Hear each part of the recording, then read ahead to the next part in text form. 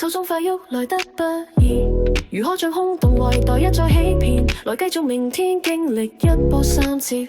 本以為人人該明了，但人人自量太早有分別，才會有怨言。但別忘記你我如唇齒，沒有我就沒有你的位置。是誰對我絕不輕柔，站於制高點大是其次，苦差為我的任內事，成果卻不分我一點，怪責我未盡全力擦亮你冠冕。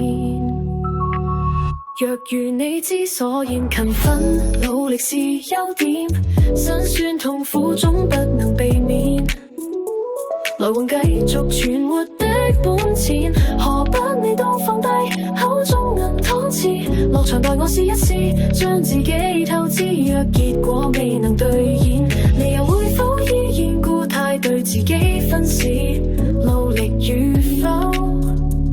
其實不到你幹事，終未難寫口中銀湯匙，說白點你成就全靠你歷代祖先。